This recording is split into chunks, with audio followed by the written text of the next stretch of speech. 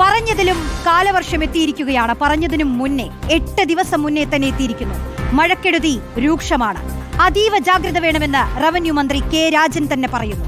മലയോര തീരമേഖലകളിൽ ജാഗ്രതയുണ്ട്. കനത്ത കാറ്റിനും സാധ്യതയുണ്ടെന്നാണ് മുന്നറിയിപ്പ്. എന്താണ് നിലവിലെ മുന്നറിയിപ്പുകൾ? നമുക്കൊന്ന് പരിശോധിക്കാം. റോഷിബാൽ ചേരുന്നു. റോഷിബാൽ, നമുക്കറിയാം ഈ ഒരു കാലവർഷം പകുതിയോടടുക്കുമ്പോൾ തന്നെ സാധാരണയിൽ കൂടുതലായി മഴ ലഭിക്കുമെന്ന മുന്നറിയിപ്പുകൾ നമുക്ക് നേരത്തെ തന്നെ ലഭിച്ചതാണ്. ഇതിപ്പോൾ കാലവർഷത്തിന്റെ ആദ്യ ദിനം തന്നെ മഴ, കനത്ത മഴ. അത് മാത്രമല്ല, മഴയ്ക്ക് പിന്നാലെ തന്നെ മഴക്കെടുതികളും സംസ്ഥാനത്ത് റിപ്പോർട്ട് ചെയ്യുന്നു. ഏറ്റവും പുതിയ അപ്ഡേറ്റുകൾ എങ്ങനെയൊക്കെയാണ്?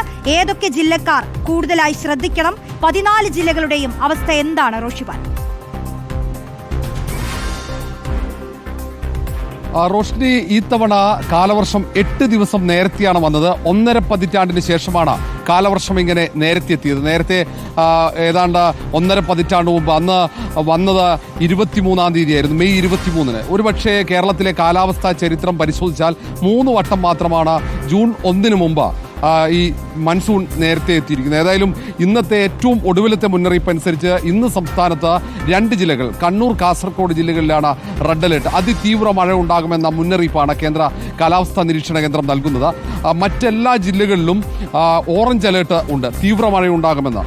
സമാനമായി നാളെ ഏതാണ്ട് 5 ജില്ലകളിൽ അതിതീവ്ര മഴ, റെഡ് അലേർട്ടാണ് ഇപ്പോൾ മുന്നറിയിപ്പായി നൽകുന്നത്. മറ്റെല്ലാ ജില്ലകളിലും ഓറഞ്ച് അലേർട്ടുണ്ട്. 26-നും സമാനമായ സാഹചര്യമാണ്.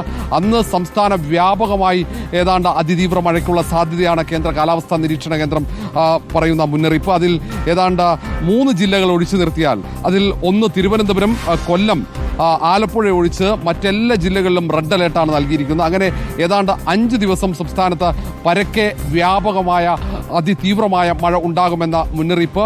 ഒരുപക്ഷെ ഈ അടുത്തൊന്നും കാലവർഷത്തിന്റെ തുടക്കത്തിൽ ഇങ്ങനെ അതിശക്തമായ മഴ ഉണ്ടാകാറില്ല.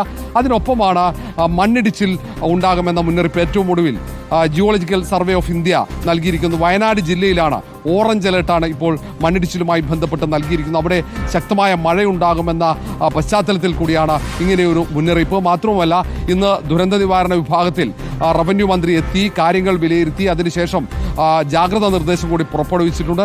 ഇന്ന് വൈകിട്ട് 3:30-ന് സംസ്ഥാനത്ത് ഈ മുന്നറിയിപ്പുള്ള ജില്ലകളിൽ വ്യാപകമായി അലാറം മുഴങ്ങും. കവചം ത്തിന്റെ ഭാഗമായുള്ള അലാറമാണ്.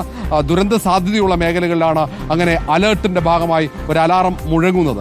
ഇനി ഏതായാലും നാളെ ഉച്ചയോടെയാണ് ഏതെങ്കിലും തരത്തിൽ അലേർട്ട് മാറുന്നുണ്ടെങ്കിൽ നാളെ ഉച്ചയ്ക്ക് 1 മണിക്കാണ് നമുക്ക് കേന്ദ്ര കാലാവസ്ഥാ നിരീക്ഷണ കേന്ദ്രത്തിന്റെ അറിയിപ്പായി വരിക. പക്ഷേ നിലവിലെ സാഹചര്യത്തിൽ സംസ്ഥാനത്ത് വ്യാപകമായി അതിതീവ്ര മഴയോ അല്ലെങ്കിൽ തീവ്ര മഴയോ ലഭിക്കുമെന്ന് കേന്ദ്ര കാലാവസ്ഥാ നിരീക്ഷണ കേന്ദ്രം പറയുന്നു. അതിൽ ഏറ്റവും പ്രധാനപ്പെട്ടത് ചുരുങ്ങിയ സമയം കൊണ്ട് തീവ്രമായി മഴ പെയ്യുന്നു എന്നുള്ളതാണ്. സാധാരണഗതിയിൽ തീവ്ര മഴയാണെങ്കിൽ പോലും ഒരു ദിവസം മുഴുവൻ എടുത്താകാം മഴ പെയ്യുന്നത്. പക്ഷേ ഇത് 1 മണിക്കൂറിലൊക്കെ അതിശക്തമായി മഴ വരുന്നു എന്നുള്ളതാണ് വലിയ വെല്ലുവിളി, ആശങ്കപ്പെടുത്തുന്നത്. അതുകൊണ്ട് തന്നെയാണ് പുറത്തേക്ക് ഇറങ്ങുന്നത്, രാത്രികാലങ്ങൾ പുറത്തേക്ക് ഇറങ്ങരുതെന്ന് പറയുന്നത്.